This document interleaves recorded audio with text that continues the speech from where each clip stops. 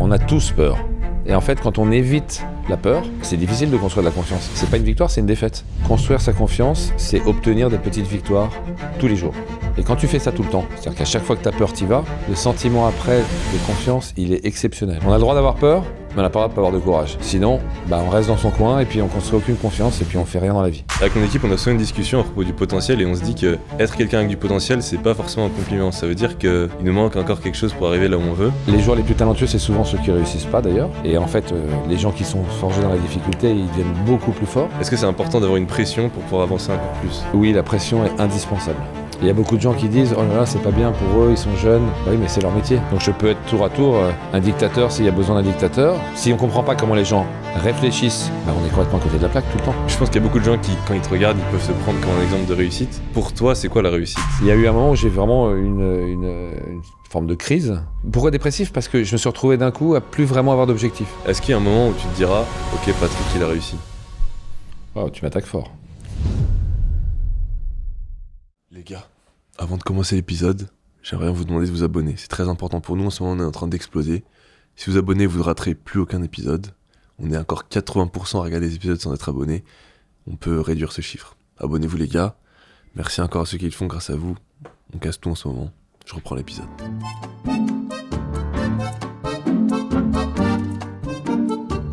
Patrick, merci beaucoup de revenir sur The Elevate House. On avait eu une conversation un peu au début du podcast et tu as montré que c'était possible d'avoir des belles conversations et surtout des conversations enrichissantes parce que je pense que moi, les membres de l'équipe et même les gens qui regardent le podcast, ils ont vraiment apprécié notre première conversation. Mais on était resté un peu sur notre fin, donc je suis content qu'on se retrouve aujourd'hui. La suite, exactement. Et depuis 1996, une seule ambition guide chaque cours, chaque joueur, chaque génération. Révéler le potentiel, forger le caractère et faire éclore des champions. Comment on révèle son potentiel ? Wow, tu m'attaques fort. Alors d'abord, c'est notre métier. Et c'est pour ça que notre métier est exceptionnel, parce qu'en fait, on aide les gens à réaliser leurs rêves, en l'occurrence dans le tennis. Bon, ça pourrait être ailleurs, mais nous, c'est dans le tennis. Et puis au-delà de ça, le sport, de manière générale, ça te forge le caractère. Et ça t'apprend des valeurs. Alors, et je trouve ça vraiment intéressant parce qu'en fait, tout le monde a envie que ses enfants aient les bonnes valeurs pour la vie et les valeurs qui permettent de réaliser ce qu'on a envie de réaliser. Mais sauf que c'est vachement de la théorie. Et quand tu fais du sport quotidiennement et de la compétition, c'est plus de la théorie, c'est de la pratique tous les jours. Et quand tu fais ça dans tes jeunes années, ça te forge le caractère. Et les valeurs, tu les prends vraiment, elles t'appartiennent. C'est pas de la théorie qu'on te raconte, c'est vraiment de la pratique. Alors comment on révèle le potentiel des gens ? Déjà, je pense que l'essentiel, c'est que les gens aient confiance en eux. Parce que quand tu n'as pas confiance en toi, tu vas rater plein d'opportunités que tu ne vas pas oser saisir parce que tu auras peur de l'échec, par exemple. Tu ne vas pas te donner à 100% parce que se donner à 100%, ça implique un risque, le risque de ne pas réussir en ayant tout donné, ce qui fait beaucoup peur aux gens. Donc la confiance, pour moi, c'est vraiment la pierre angulaire de tout. C'est-à-dire que si tu as confiance en toi, en tout cas, plus la confiance est forte, plus on osera affronter non seulement les difficultés, mais aussi les opportunités. Je pense que les gens ont énormément d'opportunités qu'ils ne voient pas. Parfois, ils ne les voient pas, et parfois, ils les voient, mais la peur les empêche de les prendre, ces opportunités. Notre métier, c'est d'aider les gens à construire cette confiance. C'est de le déceler, de voir là où les gens ont des capacités. On a tous des capacités, tous. Elles sont placées à des endroits différents. Il faut arriver à les déceler. Et puis ensuite, il faut les faire éclore en emmenant les gens sur le chemin qui est le chemin idéal pour eux, compte tenu de leur qualité. Donc c'est vraiment un travail qui est du sur-mesure. Il y a certains joueurs qui peuvent aller chercher un peu leur potentiel eux-mêmes et la personne qui les accompagne a peut-être un rôle moins important. Est-ce que tu penses que la personne qui t'accompagne peut vraiment tout changer ? Est-ce qu'une personne spécifique peut t'aider à atteindre ton vrai potentiel ? Alors, il y a beaucoup de choses qui me font penser ça. D'abord, si je ne le pensais pas, je ne suis pas sûr que je ferais ce métier. Si j'étais un simple accompagnant. Et quand je dis ça, je sais que certains vont penser « Ah, donc il est très directif ». Non. Si je suis très directif, si la personne a besoin pour que son talent puisse éclore, que le coach soit extrêmement directif. Là, je le suis. Mais si la personne n'a pas besoin de ça, pas du tout. J'ai toujours pensé qu'en fait, qu'il y avait un coach idéal en termes de personnalité pour chaque joueur Et j'essaye à chaque fois d'être cette personne-là. C'est-à-dire que ma personnalité à moi, elle importe peu. Ce qui est important, c'est que le joueur ait à ses côtés quelqu'un qui va se comporter de la manière la plus adaptée à ses besoins. Donc je peux être tour à tour un dictateur s'il y a besoin d'un dictateur, alors que ça ne me fait pas particulièrement plaisir. Mais je sais que si je ne le fais pas, le joueur n'arrivera pas du tout à utiliser son potentiel. Et dans d'autres cas, je suis l'inverse, complètement coulant, parce que le joueur, il a une forme d'autodiscipline qui est monstrueuse et que c'est pas du tout de ça dont il a besoin. Et comment tu détermines exactement quelle posture tu dois adopter avec un joueur? C'est compliqué ça? Il y a eu des fois où ça a cliqué tout de suite. Avec Serena, ça a cliqué immédiatement. Bon, ok.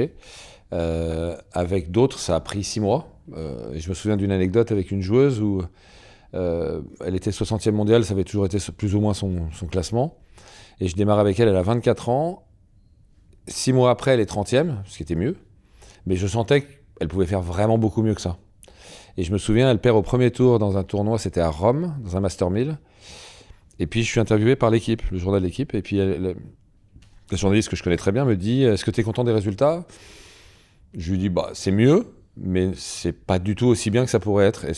Pas du tout aussi bien que je veux, parce que je sais qu'elle peut. » Mais je lui dis, la défaite d'aujourd'hui, elle m'a apporté la dernière pièce du puzzle qui manquait. Maintenant, ça y est, j'ai tout compris. Donc le tournoi d'après, c'était Madrid. À l'époque, Rome était avant Madrid. Le tournoi d'après, c'est Madrid. Regarde les résultats. Elle a gagné Madrid, Master 1000, en battant Justine Henin, Venus Williams en finale, etc. Mais juste parce que j'avais compris comment elle fonctionnait. Et quand tu as compris, après, c'est magique. Mais ça prend du temps. Il faut vraiment faire beaucoup de test and learn.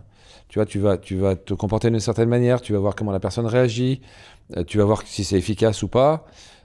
Et puis, ensuite, tu tentes d'autres choses. Et petit à petit, tu trouves le chemin. Je vais aller un peu plus loin sur cet exemple parce que je pense qu'il est vraiment intéressant. Parce qu'en fait, j'ai fait l'inverse de ce qu'on pense que le coaching doit être. C'est une fille qui avait besoin d'un cadre hyper strict, mais le truc dictateur. Bon, quand je le dis tout de suite, ça sonne pas bien, mais c'est ce dont elle avait besoin. Et je ne le faisais pas.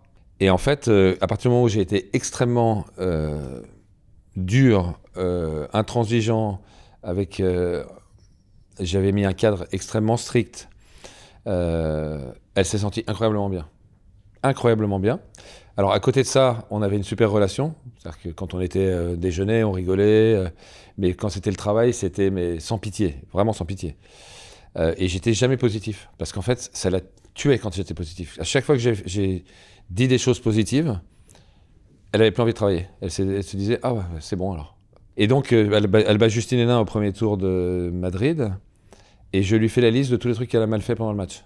Alors qu'elle vient de battre Justine Henin, qui était à l'époque numéro 2 mondial ou 3, je ne sais plus, était numéro 1 pendant longtemps. Je lui dis, à 30-40, là, tu fais pas du tout ce qu'on a dit, je te refais pas un truc comme ça. Donc j'étais dur, et surtout, après une victoire extraordinaire, elle était hyper contente.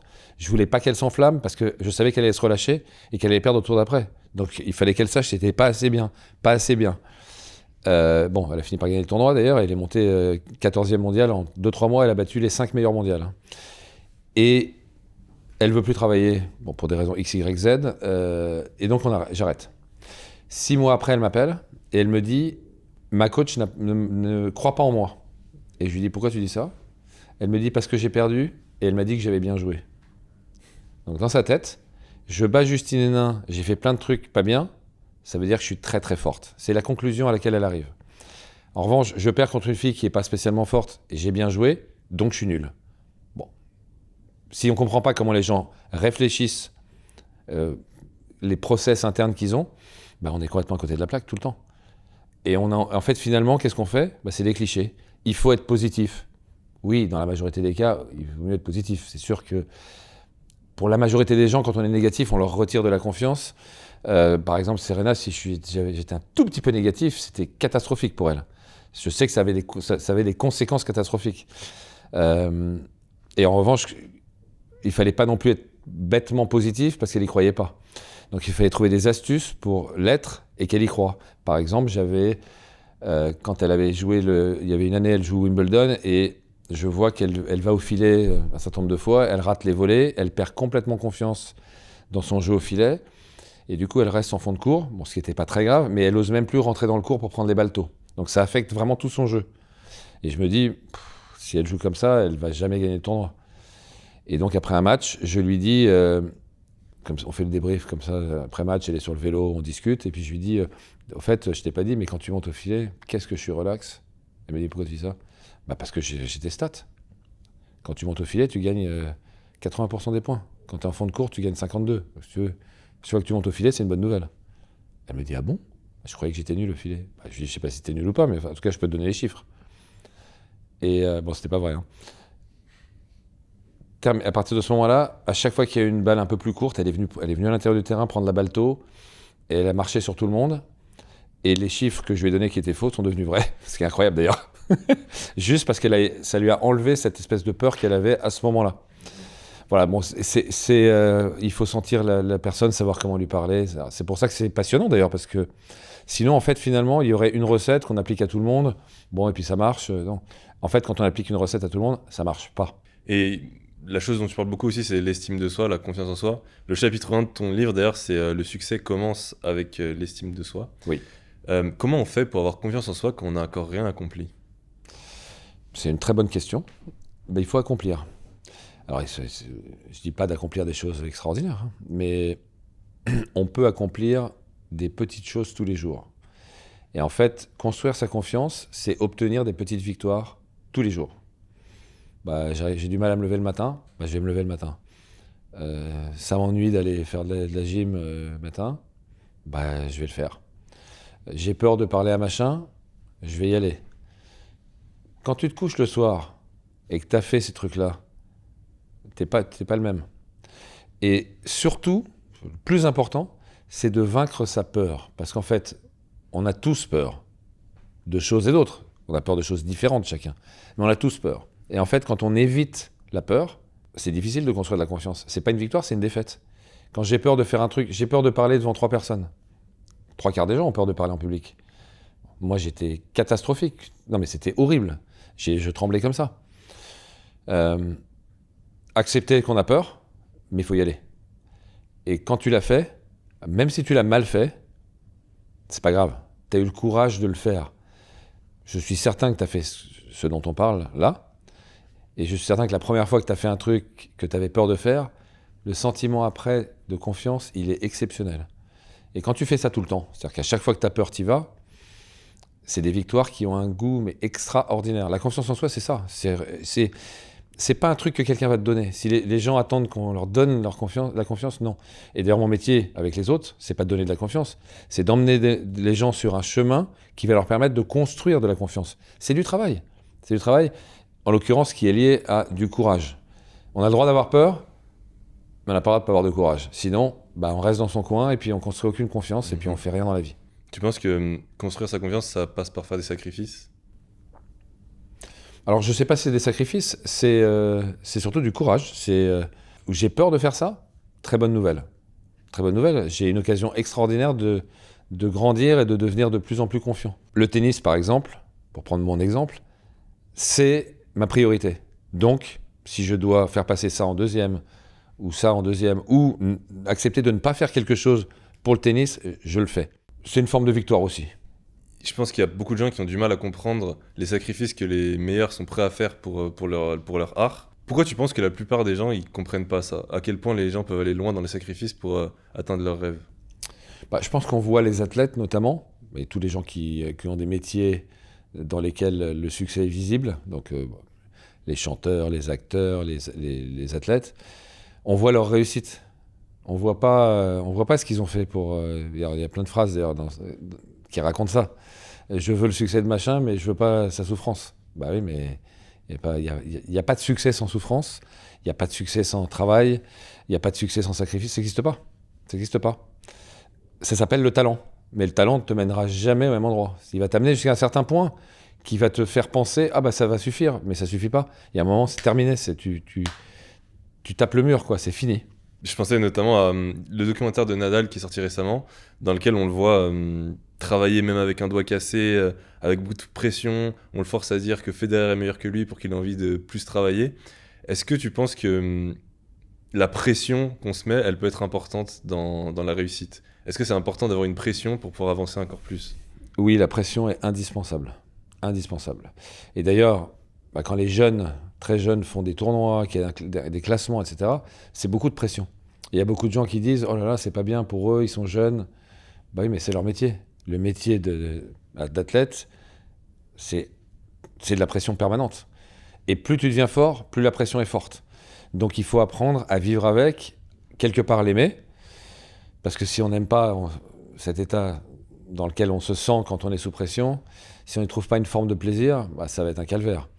Donc la pression, elle est indispensable. Indispensable et complètement liée à l'activité. Si tu n'as pas de pression, c'est que tu n'as pas d'objectif. Si tu as des objectifs, tu as forcément de la pression. Si tu n'as pas de pression, c'est que tu n'as pas d'envie, tu te laisses vivre, quoi. Il faut de la pression. Et tu vois, aujourd'hui, dans le sport de haut niveau en général, on voit que la préparation mentale, elle prend beaucoup de place. Est-ce que tu penses que c'est une manière de fuir la pression ou justement de savoir la gérer? Non, l'objectif, en tout cas, de la préparation mentale, c'est d'apprendre à gérer son émotion. La pression, c'est... En tout cas, ce que génère la pression, c'est une forme d'émotion. Donc, c'est l'objectif. C'est pas une fuite. Non, je pense pas. D'ailleurs, je trouve que la démarche est bonne, de se dire, la dimension mentale dans le sport, elle est hyper importante. Elle prend une place prépondérante dans les résultats. Pourquoi est-ce qu'il faut que je travaille mon coup droit, mon revers, ma vitesse de déplacement et pas mon mental? Ça n'a pas de sens. Donc je trouve que la démarche est bonne. Après, la question que moi je pose dans le tennis, et je n'ai pas forcément la réponse, la seule réponse que j'ai, c'est la mienne, et je ne dis pas que c'est la bonne d'ailleurs, c'est est-ce que les gens qui font de la préparation mentale, est-ce qu'ils ont des résultats? Voilà. Est-ce qu'ils sont les mieux placés finalement pour aider les joueurs à avoir des résultats, ou est-ce que c'est le coach? Pour moi, ça doit être le coach. Je t'explique pourquoi. Parce que le joueur, en fait, pour moi, quand on est coach, on doit avoir une approche holistique. On ne peut pas dire, moi je vais m'occuper juste du coup droit et du revers, le reste, ça ne me regarde pas. Non, tout est lié. D'abord, c'est un être humain, avant tout. Ce n'est pas un robot qui joue au tennis, c'est un être humain. Et si l'être humain n'est pas confiant, il peut faire les meilleurs coups droits, les meilleurs revers du monde, il va arriver en compétition, il ne va pas gagner, ça c'est sûr. Et moins il va gagner, moins il va gagner. Plus il va gagner, plus il va gagner. Donc il faut faire partir, si tu veux, cette espèce de dynamique positive, de victoire, puisque la victoire amène la victoire et la défaite amène la défaite. Donc c'est à nous d'enclencher ça. Et ça se fait évidemment dans cette approche holistique qui inclut tout, le tennis évidemment, mais la préparation physique aussi. Alors on peut pas être un expert de tout, certes. Je trouve que la préparation physique, pour le coup, c'est pas à nous de la faire. Il faut qu'on comprenne parfaitement ce qui est fait, parce que on peut avoir un avis. Ça fait partie de notre métier quand même, mais il y a des gens qui sont beaucoup plus spécialistes de préparation physique que nous, donc moi ça me gêne pas. Je veux être là, je veux voir ce qui est fait, je veux avoir un échange avec le préparateur physique, mais je lui laisse. En revanche, le mental, quand on gagne des matchs, c'est le cœur de notre métier, quoi. Comment ça peut nous échapper et dire tu vas aller dans une pièce avec machin, je sais pas ce que vous faites, et puis si ça marche, tant mieux, si ça marche pas, tant pis. Non, je veux savoir ce qui est fait, comment c'est fait, et voilà. Et moi j'estime que ça fait partie de mon métier, complètement. Mon métier, c'est de faire gagner des matchs, c'est pas d'apprendre à faire un coup droit et un revers. En général, ils savent déjà le faire en plus. Alors évidemment, la technique fait partie de toutes les choses qu'on travaille, comme la tactique aussi, évidemment. La tactique est extrêmement importante pour gagner des matchs. Et la tactique est différente à chaque match, parce que l'adversaire est différent. Mais on doit être impliqué dans tout. Et la préparation mentale, encore une fois, pour moi, c'est le cœur du moteur, quoi. Donc, je ne veux pas laisser ça à quelqu'un d'autre. Être impliqué dans tout, c'est le cas pour toi dans le tennis, mais aussi dans ta vie d'entrepreneur. Qu'est-ce que le tennis, ça t'a appris dans le fait de construire une équipe et arriver à t'entourer des bonnes personnes pour mener tes projets à bien? Pour moi, c'est très similaire. Un joueur de tennis, c'est presque un chef d'entreprise. Parce qu'un joueur de tennis, il n'appartient pas à un club, il n'est pas payé, il n'a pas un salaire. Il doit gagner sa vie grâce à son travail et celui de son équipe. L'équipe va lui permettre d'être meilleur. Et quand on coach, en général, on est le chef de projet.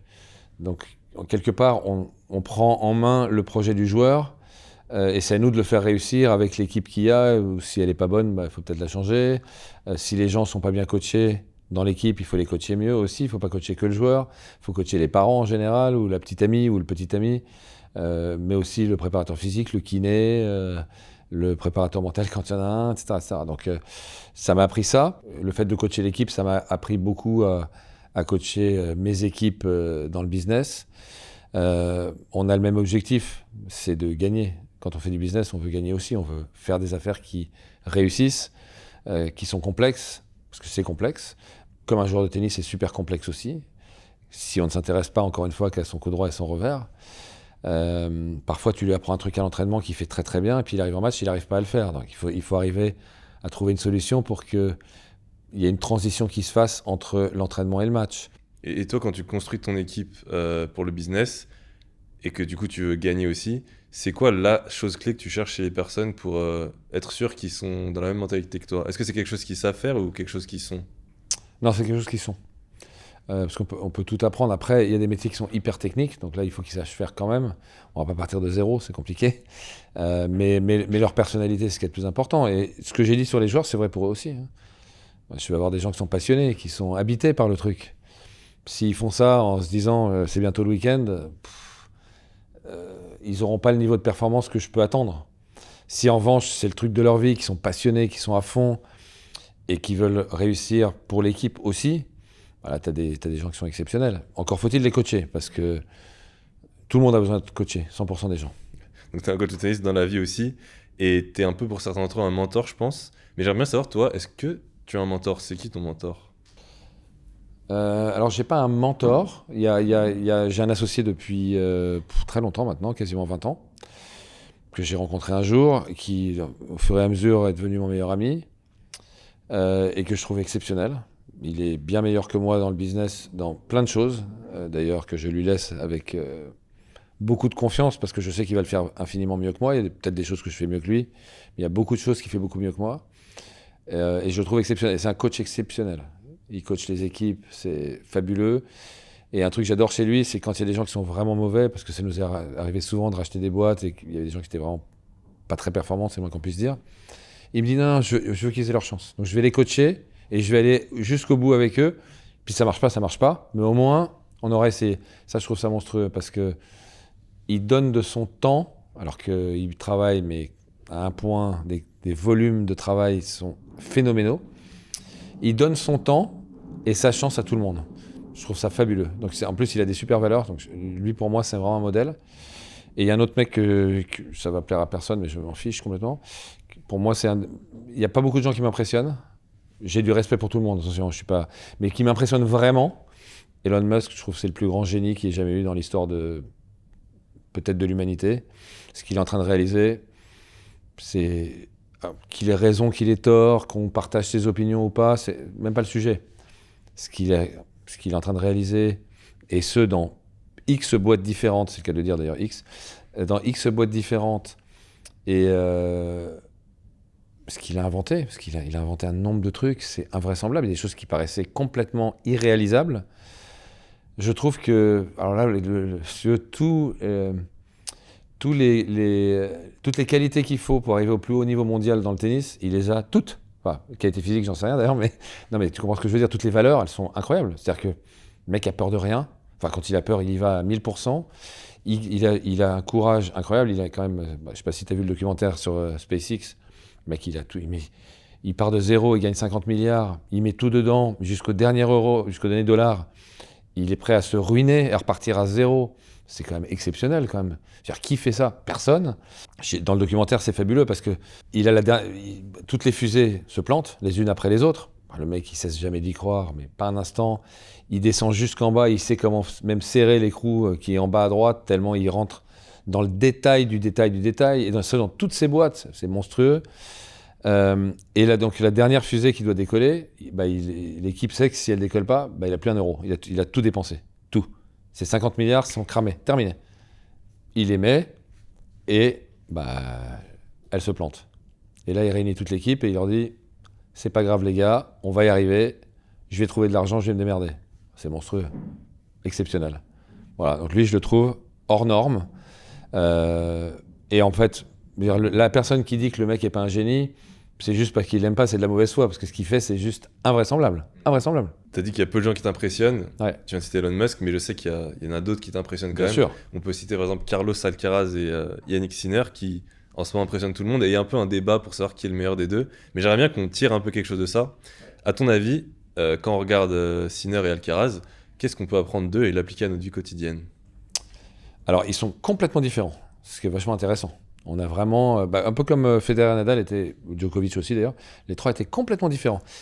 Différentes approches du tennis, différentes visions du tennis, différentes approches du travail. Il y en a un des deux qui a vraiment de la folie, qui est hyper créatif, qui est sûrement très dur à gérer parce que je pense qu'il part dans tous les sens.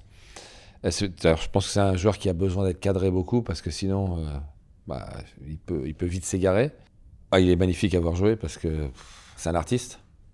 Et puis en plus, il a la puissance en plus et il a le toucher. Donc c'est exceptionnel. C'est beaucoup moins carré que Sinner. Sinner, c'est vraiment l'attention à tous les détails, le professionnalisme au dernier degré. C'est remarquable aussi, hein, complètement. Alors attention, Alcaraz a beaucoup bossé pour en arriver là. Mais je pense qu'il est plus extraverti déjà et je pense qu'il est moins carré. Sinner, il est carré à un point, c'est impressionnant. Et d'ailleurs, son jeu est pareil. Tout est carré, il fait pas de faute. Il joue à une vitesse incroyable sans rater. C'est exceptionnel ce que ces deux joueurs font. Puis quand ils jouent l'un contre l'autre, c'est la finale de Roland-Garros, je pense, pour moi, la plus belle finale de l'histoire. Elle était juste les 5h30 de match à un niveau irréel. C'était incroyable, vraiment incroyable. On a de la chance de voir ces deux gars jouer. Qu'est-ce que ça nous apprend dans la vie de tous les jours ? Ça nous apprend que il n'y a pas un chemin, encore une fois. Je pense que si on avait mis Alcaraz dans un cadre aussi rigide que celui que se met lui-même, probablement Sinner, il aurait explosé. Il y a un moment où il aurait été un peu dégoûté du tennis, il aurait plus envie de jouer. Il a fallu évidemment mettre un cadre, il a fallu évidemment qu'il bosse, mais je pense que c'est un joueur qui a besoin de jeu. Il faut trouver des astuces pour le faire travailler de façon ludique. Voilà, et Sinner, c'est l'inverse. C'est quelqu'un qui est un laborieux, mais dans le bon sens du terme. Dans le bon sens du terme. Il a le côté un petit peu allemand. D'ailleurs, il est italien techniquement. Enfin bon, il vient des montagnes à la limite de la frontière de l'Autriche. Je sais qu'il parle allemand presque mieux qu'italien. Et je pense qu'il a beaucoup cette mentalité-là, avec une rigueur extrême. Voilà, mais encore une fois, tout le monde est différent. Et il n'y a pas un chemin vers la réussite. Il y a un chemin pour chacun vers la réussite. Exactement. Et tu as dit récemment qu'ils sont en train de changer le tennis et que les gens doivent s'adapter. Mais on voit que le tennis, il change parce que, on l'a vu au dernier Roland-Garros, Kwame, Fonseca, il y a beaucoup de joueurs de plus en plus jeunes qui marquent les tournois majeurs. Pourquoi tu penses qu'au tennis et même dans l'entrepreneuriat, il y a de plus en plus de jeunes qui arrivent à être sur le devant de la scène ? C'est une bonne question. D'abord, je pense que c'est quand même une question de génération. Parce qu'il y a des générations avec beaucoup de jeunes super forts et des générations où il y en a moins. En l'occurrence, il y a une très très belle génération là avec évidemment Fonseca, Kwame, Rodar qui est très fort aussi, l'espagnol, vraiment très fort, qui est même impressionnant, qui est arrivé comme d'un coup, on l'avait pas vu venir. Et il y en a d'autres aussi qui jouent très très bien. Donc on a une super génération. C'est intéressant parce que, c'est ta question, parce que pendant longtemps, il y a quelques années, on disait aujourd'hui on ne peut plus arriver très jeune parce que le tennis est devenu tellement complet que si on n'est pas incroyablement complet, on ne peut pas réussir, ce qui n'est pas faux d'ailleurs. Et on se disait il faut quand même un certain nombre d'années pour arriver à développer des qualités techniques, physiques, qui soient vraiment avec aucun point faible, etc. Et puis on se rend compte que là, il y a une génération qui arrive, ils arrivent hyper jeunes, et ils performent hyper jeunes, et ils sont hyper complets. C'est-à-dire qu'en fait, c'est marrant, ça revient à ce que disait Elon Musk. Si vous donnez pas 6 mois pour faire un truc, ça se trouve, vous pouvez le faire en 2 jours. Voilà, cette nouvelle génération-là, ils ont réussi à être extrêmement complets, extrêmement jeunes. Voilà, mais c'est finalement, quand on regarde les champions, les grands champions, ils ont des trajectoires vraiment linéaires et ils traversent les tableaux à une vitesse, au classement, ils montent extrêmement vite, etc. C'est toujours un très bon signe.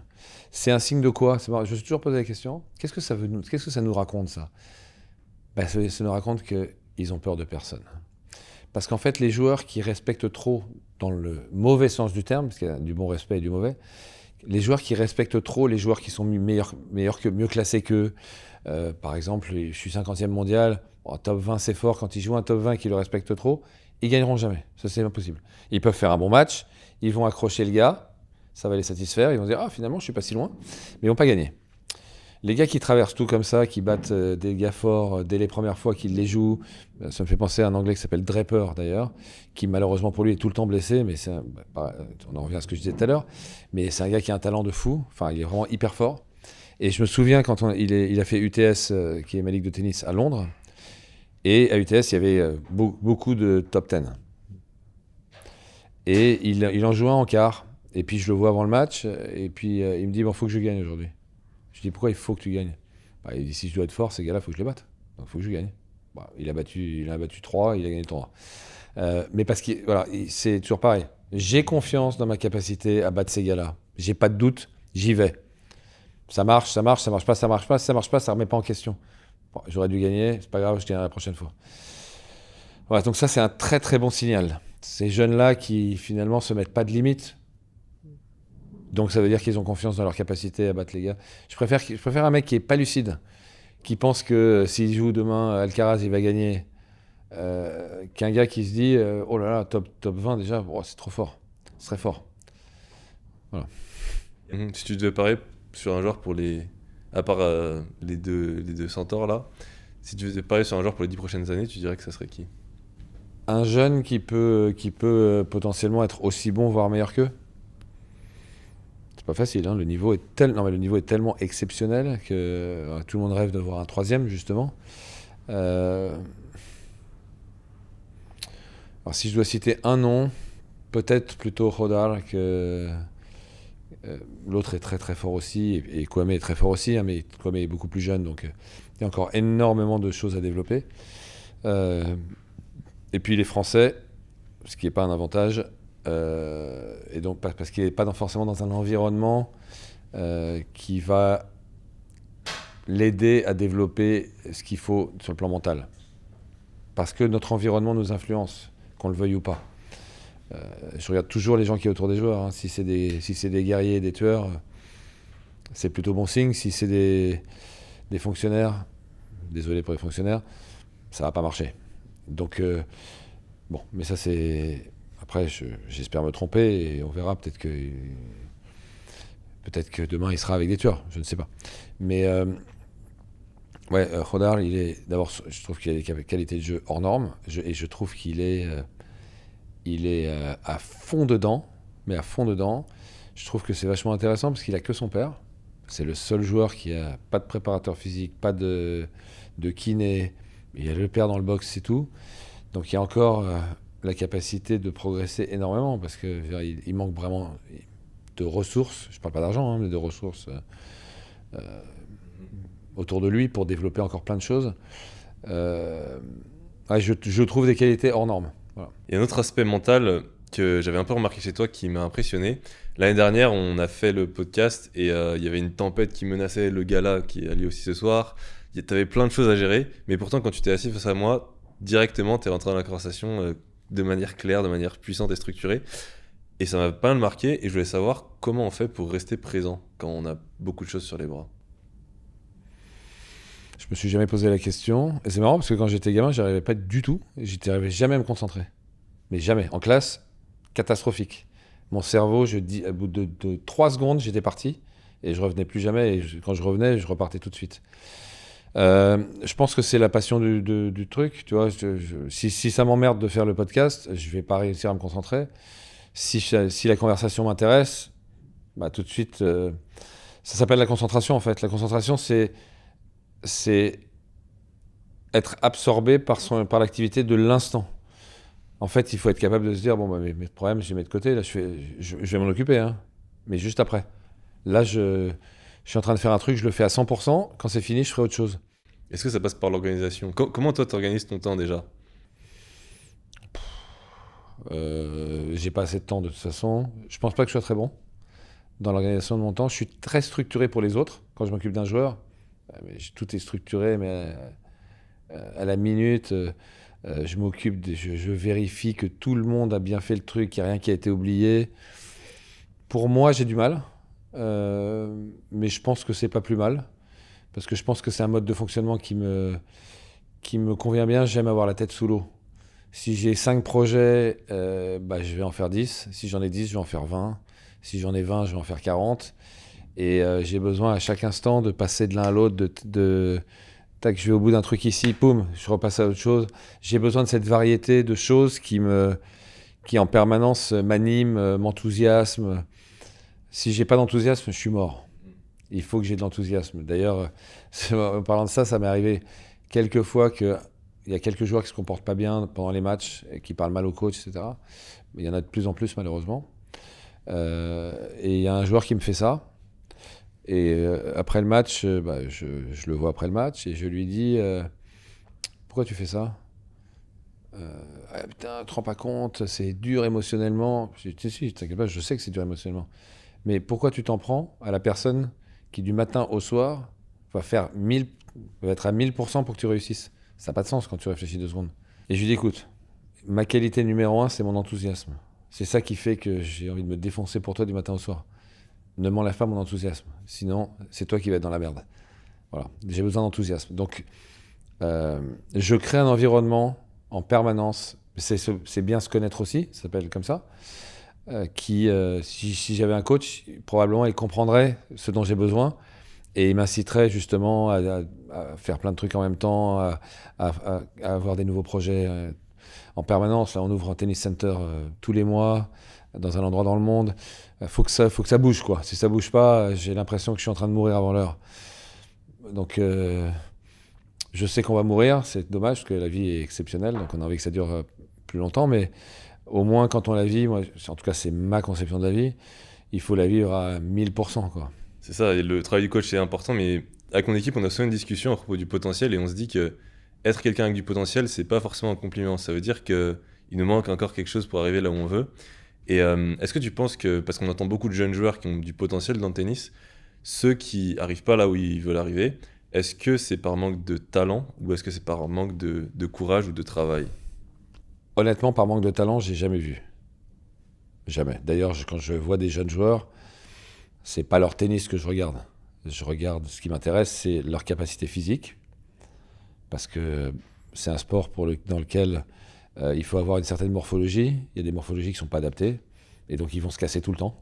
Et d'ailleurs, on voit des joueurs qui n'ont pas les morphologies adaptées. Ils passent plus de temps au centre médico-sportif que sur le court.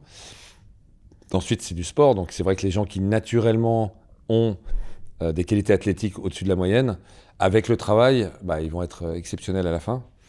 Et le déplacement est tellement essentiel. Les 3 meilleurs joueurs du monde, depuis toujours, c'est toujours les joueurs qui bougent le mieux. Alcaraz, Sinner, c'est exceptionnel.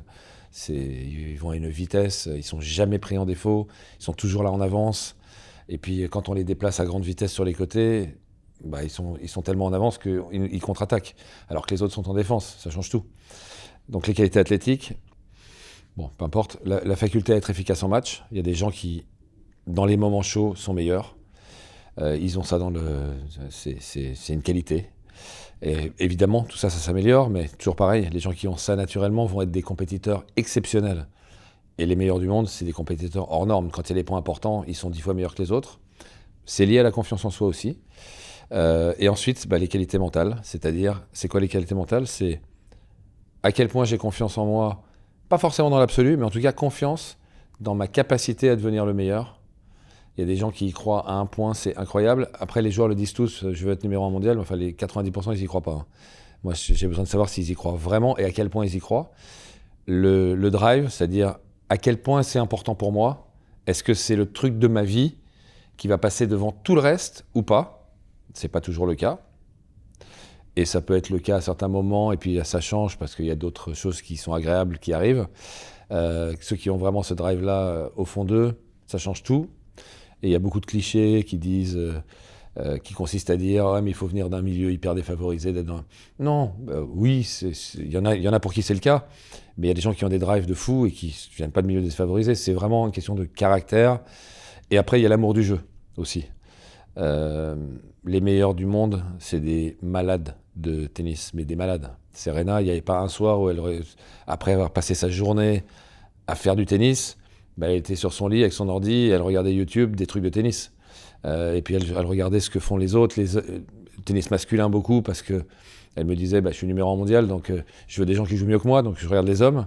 Et souvent, elle arrivait le matin, elle me disait, tiens, j'ai vu ça hier soir, est-ce que j'aimerais apprendre à faire ça? Mais c'est une passion. Federer regardait des challengers, alors qu'il était numéro 1 mondial, des tournois de deuxième zone, tellement il aimait le tennis, quand il n'y avait pas de tournois de première catégorie. Donc voilà, et puis à côté de ça, tu as des joueurs, et j'en connais plein, je leur demande tout le temps, tu regardes du tennis un peu quand tu rentres le soir et tout? Et les mecs me répondent, bah non, mais je joue au tennis toute la journée, je vais pas en plus regarder du tennis le soir. Voilà, c'est bon, j'ai eu mon information. Donc pour moi, ces 3 éléments-là, ils sont clés, c'est eux qui vont déterminer où va aller la personne. Parce que finalement, les joueurs les plus talentueux, c'est souvent ceux qui réussissent pas d'ailleurs, parce que le problème du talent, c'est que c'est un leurre. C'est-à-dire que les gens talentueux ont des facilités à faire les choses. Ils ont besoin de beaucoup moins de travail pour arriver à faire les mêmes choses que les autres qui ont besoin de beaucoup de travail. Et finalement, c'est pas un cadeau pour eux. Parce que d'abord, ils apprennent pas à travailler, parce qu'ils arrivent à faire... on les a connus, les gars, à l'école. Ils regardent le cours pendant 3 minutes, ils savent tout. Moi, je passais 2 heures, j'y arrivais pas. Donc, t'apprends à bosser. Parce que tout est difficile. Et en fait, les gens qui sont forgés dans la difficulté, ils deviennent beaucoup plus forts. Et ensuite, les gens talentueux ont toujours peur de remettre en question leur talent. Et en fait, ils se disent, pas forcément consciemment, mais ils vont jouer un joueur qui n'est pas talentueux. Il y a une petite voix qui leur dit, putain, si tu joues à fond et que tu perds, t'es peut-être pas si talentueux que ça. Et donc, d'abord, ils sont pas bons en match souvent parce qu'ils ne se donnent pas à 100%. Et puis dans le travail non plus. Parce que si jamais ils travaillent et qu'ils réussissent pas, c'est que leur talent, il est peut-être pas si grand que ça. Et ils veulent pas remettre en question leur talent parce que ça devient un petit peu leur identité. On leur dit tout le temps qu'ils sont talentueux, c'est agréable. Et ils veulent surtout pas perdre ça. Donc non, alors quand on a les deux, c'est exceptionnel. T'as un Federer, parce que tout le monde pense qu'il travaille pas, mais il travaillait quand même malade. Mais c'est rare. La conjonction des deux, c'est très rare. Alors, il faut une forme de talent, mais quand on regarde bien, tout le monde a une forme de talent. Et pour moi, le plus gros talent, c'est la capacité à être courageux. C'est-à-dire que même quand ils ont peur, ils y vont. À s'engager, à travailler avec 100% de... Quand tu travailles avec les meilleurs du monde, j'ai eu la chance de travailler avec beaucoup de numéros 1 mondiaux, capacité de concentration à l'entraînement, elle est 100 fois supérieure. C'est exceptionnel. Toutes ces choses-là, c'est pas du talent. C'est un certain état d'esprit, une mentalité, des gens passionnés, ce qui est vrai dans tous les domaines. Hein. Tu regardes les plus grands musiciens de l'histoire de la musique ou les plus grands acteurs, tu crois qu'ils faisaient ça comme ça? Non, ils vivaient pour ça, c'était leur passion absolue. Donc quand tu es passionné, tu fais les choses avec une attention tellement supérieure que tu vas saisir beaucoup plus de choses que les autres. Et cette espèce d'intensité mentale que tu donnes, elle te permet de progresser beaucoup plus vite aussi. Et est-ce que tu penses que même sans coach, tu as réussi à atteindre ton potentiel? Je pense que même sans coach, j'ai pulvérisé mon potentiel. Je pense que tu m'aurais connu à 17 ans, tu te serais dit, s'il y a un mec dans la classe qui va jamais réussir, c'est lui. Pourquoi? Parce qu'en fait, j'avais aucune confiance en moi. Je parlais à personne tellement j'étais timide et j'étais terrorisé à l'idée de parler à quelqu'un. J'étais dernier de la classe, mais pas avant-dernier, j'étais dernier, je n'y arrivais pas du tout. Bon, pour trouver du potentiel en moi, il fallait quand même se lever de bonne heure. Donc, voilà. Et il y a un gars, ça a changé ma vie, je ne sais pas si je te l'ai déjà raconté la dernière fois, mais si c'est le cas, tu l'enlèveras, mais il y a un mec qui a changé ma vie, et c'est marrant, j'ai lu le bouquin de Depardieu, et il raconte quasiment la même histoire. Qu'il y a un gars, un jour, qui a dit une phrase qui a changé sa vie, et moi aussi. Moi, en l'occurrence, c'était le directeur de l'école qui était aussi prof, et j'étais très mauvais, comme d'habitude. Et il a dit à mes parents devant moi, votre fils est tout le temps dans la lune, il n'est jamais avec nous. Et donc, je pense qu'il fera un métier très créatif, parce que je pense qu'il est extrêmement créatif. Bon, il a fait la même constat que tout le monde, mais il n'a pas tiré la même conclusion. Il a tiré une conclusion positive. Ça a tout changé. Ça a instantanément changé mon regard sur moi, mon regard sur moi était horrible, et il m'a permis d'avoir un autre regard sur moi. Et Depardieu raconte la même chose, il est en prison à 14 ans, parce qu'il faisait que des conneries, et il y a le psychologue de la prison, enfin c'était pas une prison, parce que c'était une maison de redressement, parce qu'il était trop jeune, le psychologue vient le voir, et lui dit, vous avez des mains de sculpteur, incroyable, vous avez des mains de sculpteur. Et il dit, dans son livre, comment c'est possible que ce gars voit en moi un artiste alors que ma vie, je fais que de la merde, quoi. C'est incroyable. Et il raconte comment ça a changé sa perception de lui-même. Voilà. Donc c'est pour ça que le coaching, j'aime autant que ça, parce que je sais qu'on peut complètement changer des trajectoires de vie et on peut permettre à des gens de vivre des choses qu'ils n'auraient jamais vécues autrement. Mais je trouve ça incroyablement valorisant, quoi. Et quand je vois les gamins de l'académie qui grandissent, qui s'épanouissent et qui réussissent à faire des choses fantastiques, c'est la meilleure des récompenses qu'on puisse avoir. Donc oui, j'ai exploité 150% de potentiel. Mais je pense que je ne suis qu'au début. Et exactement, justement, est-ce qu'il y a des choses que tu n'as pas encore accomplies que tu rêverais d'accomplir aujourd'hui? Ah oui, oui, bien sûr, heureusement. Heureusement. Mais tu sais que c'est une très bonne question, parce que il y a eu un moment où j'ai vraiment une forme de crise. C'est un peu comme les entreprises qui peuvent avoir des crises de croissance. J'ai eu une crise parce que, si tu veux, à un moment, je me suis... Et pourtant, je regarde jamais derrière exprès. Hein. Je veux jamais regarder dans le rétroviseur. Je veux regarder devant tout le temps, tout le temps, tout le temps. J'ai toujours fait ça. À chaque fois que je réussis un truc, je me dis, bon, ok, c'est bien. Bon, maintenant, qu'est-ce qu'on fait? C'est quoi le prochain truc, etc. Mais il y a un moment, ça m'a rattrapé. Et puis, c'est au moment où j'ai fini de coacher Serena. Elle a gagné 10 grands chelems avec moi. J'ai mon académie la plus grande d'Europe. J'ai beaucoup des meilleurs jeunes du monde qui sont là. On gagne tous les tournois. Bon, ok. Mais qu'est-ce que je vais faire maintenant? Et j'ai eu un moment un peu de dépression. C'était pas, enfin, pas vraiment de dépression, mais un moment dépressif, voilà. Pourquoi dépressif? Parce que je me suis retrouvé d'un coup à plus vraiment avoir d'objectifs.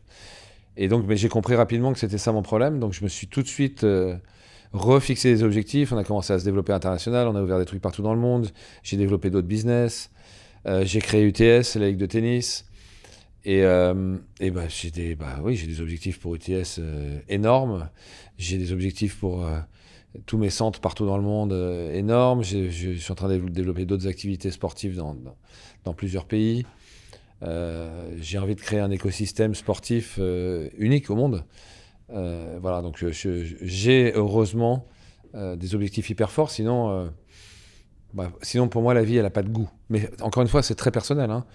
Il y a des gens qui sont très heureux en vivant dans la forêt, tu vois, avec les animaux. Et je ne dis pas ça du tout avec le moindre condescendance. D'ailleurs, j'adore la nature et j'adore les animaux plus que tout. Donc, mais bon, chacun encore une fois, tout le monde est très différent et il faut trouver la bonne dynamique pour soi. Il faut arriver à se connaître suffisamment pour arriver à mettre en route la machine qui va permettre de mener la vie qu'on a envie de mener. Parce que finalement, c'est quoi le but de la vie? C'est une question philosophique. Il n'y a pas de réponse d'ailleurs. Hein. Chacun donne la sienne. La mienne, c'est il faut vivre la vie qui nous fait rêver. Voilà. Et a priori, si ça te fait rêver d'être dealer de shit, c'est embêtant parce que tu vas faire du mal à tout le monde.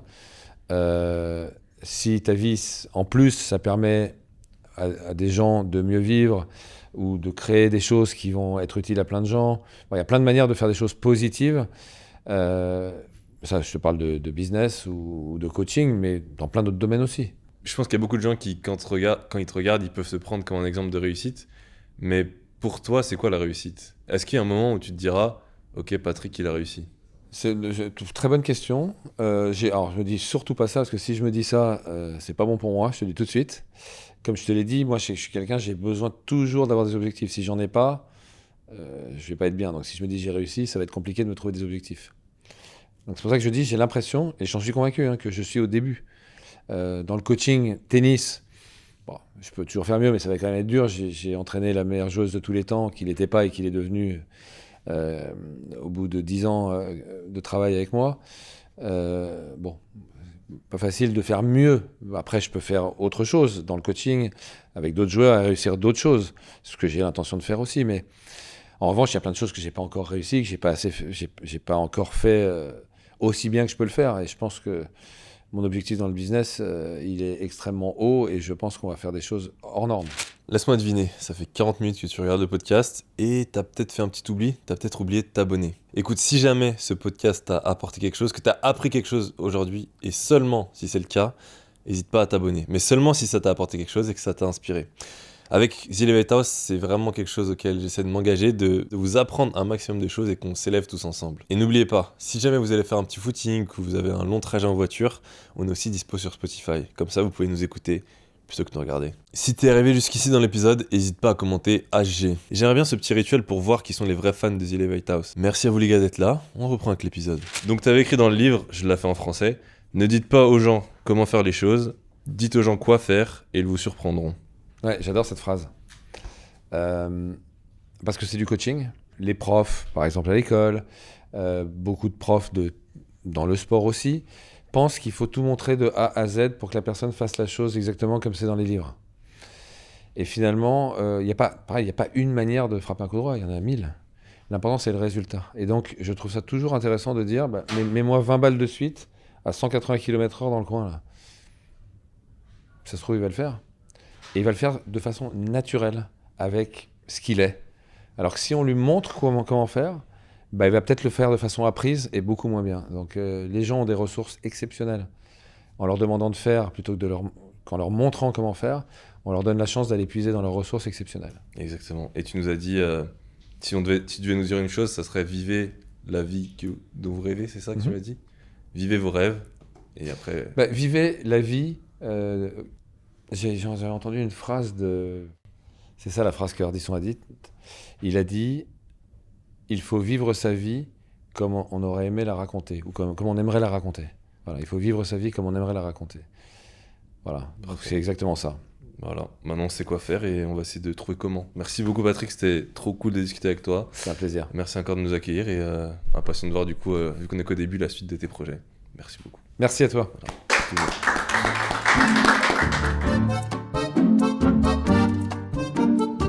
L'épisode est terminé, mais l'algorithme YouTube qui est maintenant basé sur l'IA est surpuissant et peut déterminer exactement la vidéo qui te plaira ensuite.